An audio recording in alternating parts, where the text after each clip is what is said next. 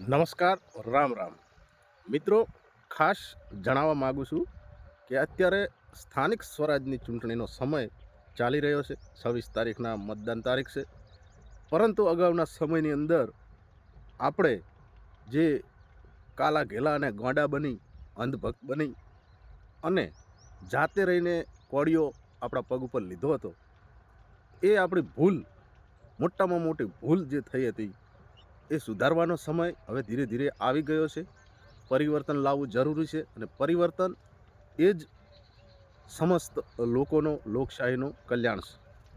હવે એના ભાગરૂપે આગળના સમયની અંદર આપણે જે ભૂલ કરી છે, એનું જે પરિણામ આપણને જોવા મળ્યું, એ અહીંયા જરાક મારે વર્ણન કરવું છે.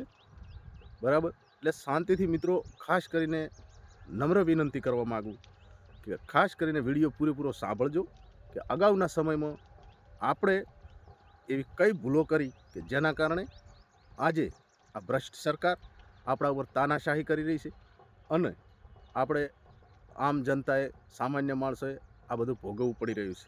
તો ખાસ કરીને સાંભળજો મિત્રો. આપણે જરાક મોબાઈલની અંદર હું લિસ્ટ બનાવીને લાવ્યો છું, કારણ કે કદાચ એક આધો ભૂલાઈ જાય અથવા બોલવામાં કંઈ મિસ્ટેક થઈ જાય, એના કારણે લિસ્ટ બનાવીને લાવેલું છે. હું તમારી સમક્ષ રજૂ કરી રહ્યો છું અને એ આપણી ભૂલો આજે સુધારવાની છે. ખાસ કરીને સાંભળો. જે ભૂલો છે એ હું તમને જણાવી દઉં. મિત્રો, સૌ પ્રથમ તો આપણને ભરમાવવામાં આવ્યા 2000 લગભગ 2-3ના દાયકાથી, અને એના પછી આપણે ગુમરાહ થયા, ભ્રમિત થયા અને એક પછી એક ભૂલો કરતા ગયા, અને જેનું પરિણામ આજે લોકશાહી ભોગવી રહી છે. બરાબર? તો એની અંદર એવું છે કે જે બટન દબાવતા પહેલાં ડ્રાઇવિંગ લાઇસન્સ 250માં બનતું હતું, એ આપણી એક ભૂલના કારણે 5500માં બને છે. બીજું કે જે બટન દબાવવાની તો સ્ટીલની કિંમત ₹3600થી વધી અને 6500 રૂપિયા થઈ ગયું. ત્રીજું નંબર, જે બટન આપણે દબાવ્યું હતું એ ગેસ સિલિન્ડર 450થી 1000ને પાર થઈ ગયો.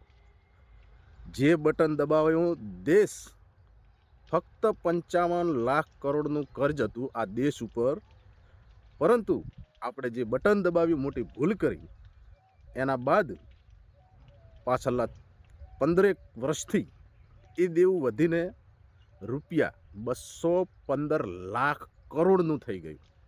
જે બટન દબાવી બેરોજગાર 20% હતું, એ અત્યારે 65% વધી ગયું.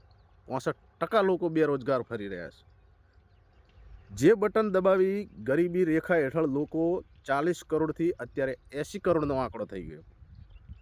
જે બટન દબાયું અને સરસવનું તેલ ₹70 કિલો હતું, એ અત્યારે 200ને પાર છે. આ એ જ બટન દબાવ્યું હતું જે ભૂલ કરી હતી કે જે ₹20 કિલો ખોંડ મિલો બંધ થઈ ગઈ. અત્યારે ₹20થી વધી ગયું, ખોંડોની મિલો બંધ થઈ ગઈ. વિચાર કરો. અને એ જ બટન દબાવીને જે ભૂલ કરી હતી, એના કારણે 20થી વધુ ખોંડોની મિલો બંધ થઈ ગઈ. સાથે સાથે પેટ્રોલ મિત્રો 60થી 70 રૂપિયાની અંદર મળી જતું હતું, એ આજે 100 રૂપિયા ઉપર થઈ ગયું. એના બાદ ફરી પાછું પણ આપણે બટન દબાવીને ભૂલ કરી હતી, તો એના ભાગરૂપે વિદ્યાર્થીઓની શિક્ષા છીનવાઈ ગઈ.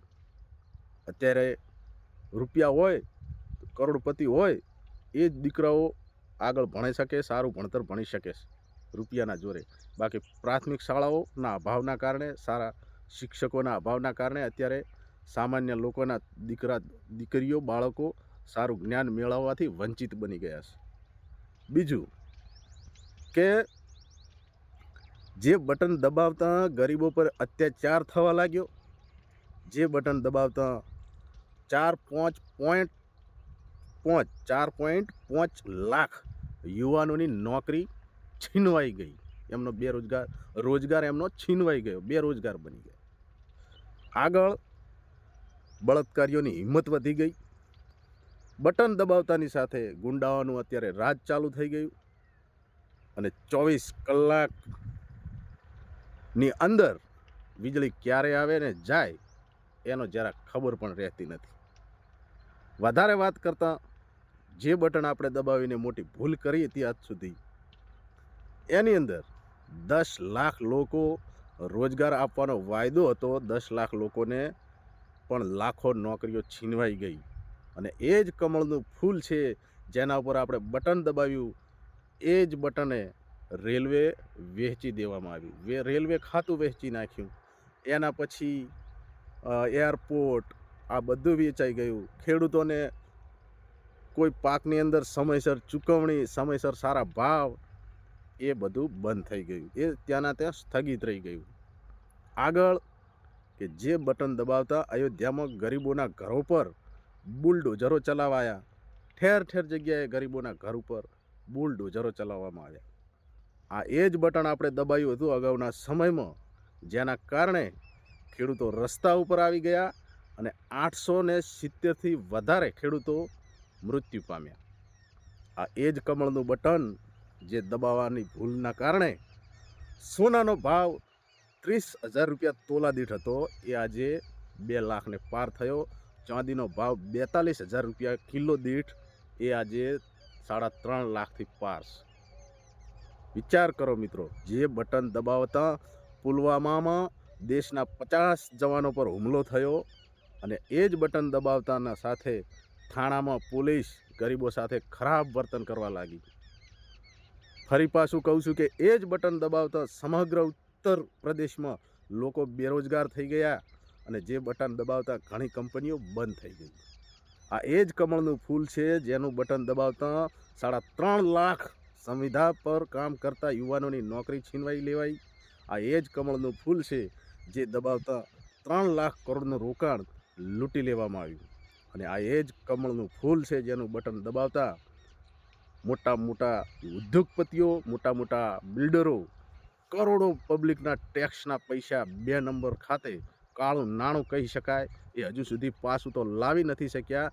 અત્યારે પણ સ્વિસ બેન્કોની અંદર દેશની જનતાના ટેક્સના કરોડો અબજો રૂપિયા લઈ અને ફરાર થઈ ગયા. એક પણ વ્યક્તિના કાળા રૂપિયા પાછા લાવવામાં ના આવ્યા.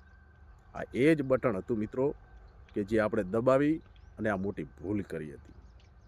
અને આ એ જ કમળનું બટન દબાવતા બેંક પ્રાઇવેટ કરી દીધી.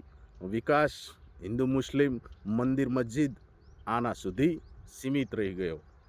બાકી મિત્રો, હવે સમય છે, પરિવર્તન લાવવાની જરૂર છે કે આજે આટલાય હદે આ લોકશાહીનું ખનન થયું. કોઈ ઇલેક્શન, કોઈ ચૂંટણીના સમયે આવું આપણને ક્યાંય જોવા નહોતું મળ્યું.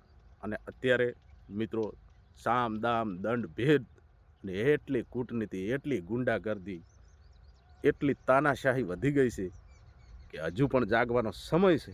જો નહીં જાગીએ તો મિત્રો પસ્તાવાનો પાર નહીં રહે. છાતી ઠોકીને કહું છું, અગમવાણી કરીને કહું છું.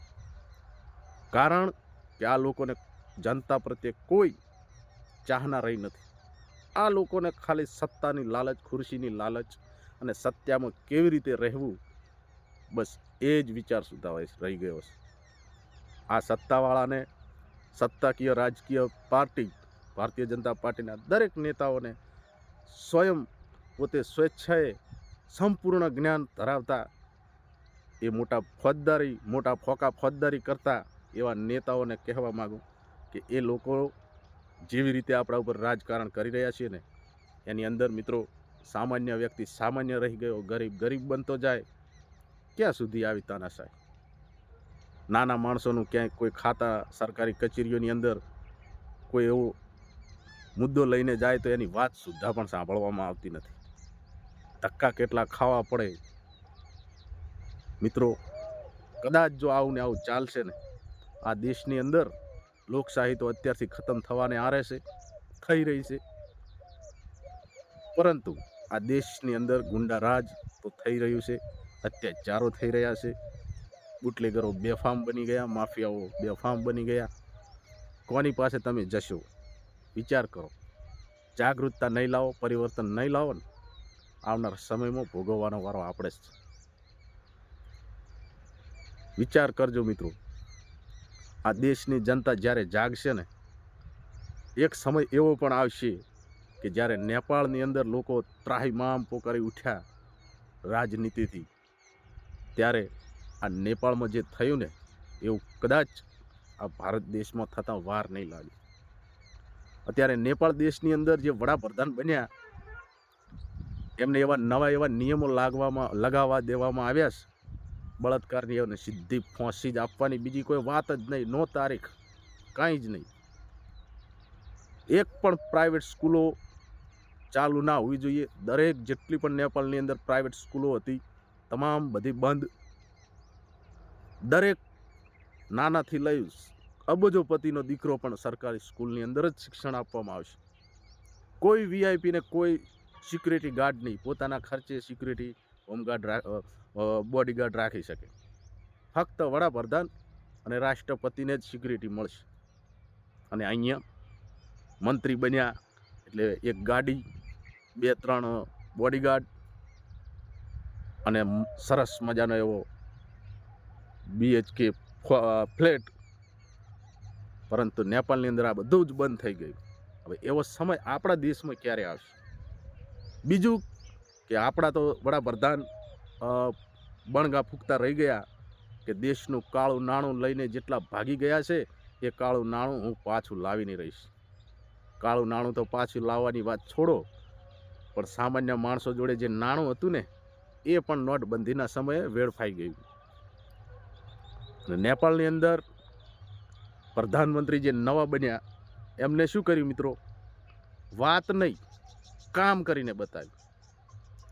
એ સીધા જેટલું કાળું નાણું નેપાળના જે મોટા મોટા વ્યક્તિઓનું કાળું નાણું જે સ્વિસ બેંકોની અંદર હતું, એ વડાપ્રધાન ખુદ સ્વિસ બેંકના મેન માલિક સુધી પહોંચી અને જેટલા પણ નેપાળ વ્યક્તિઓના જેટલા ત્યાં આગળ એકાઉન્ટ હતા એ એકાઉન્ટના તમામ રૂપિયા નેપાળને ગવર્મેન્ટના અંદર ટ્રાન્સફર કરાવ્યા અને એ એકાઉન્ટ ડીએક્ટિવેટેડ કરાવ્યા. રાજનીતિ આવી હોવી જોઈએ. અને આપણી રાજનીતિ, આપણો જે કમળના બટન ઉપર, જે કમળના નિશાન ઉપર બટન દબાવવાના ભૂલના કારણે જે અત્યારે તાનાશાહી, રાજાશાહી, ગુંડાગીર્દી જે ચાલી રહી છે, હવે હદ થઈ ગઈ છે. એટલે જાગવાનો સમય છે મિત્રો. કદાચ મારી વાત નાના મોઢે ના ગમી હોય તો માફ કરજો, પણ પરિવર્તન લાવવું એ આપણી ફરજ છે. બાકી તમે જે યોગ્ય લાગે એ તમારો જે નિર્ણય હોય. માફ કરજો, કોઈ ભૂલચૂક થઈ હોય, કદાચ બોલવામાં ભૂલ થઈ જાય, બરાબર, માફ કરજો. વધાવી લેજો વિડીયાને, અને સારો વિડીયો લાગ્યો હોય ને તો મિત્રો જન સુધી વિડીયો શેર કરો, એવી પણ ખાસ વિનંતી કરું. મળીએ નવા વિડીયોમાં, નવા મુદ્દા સાથે, નવી વાત સાથે. ત્યાં સુધી રજા આપશો. જય હિન્દ, જય ભારત. આભાર, ધન્યવાદ.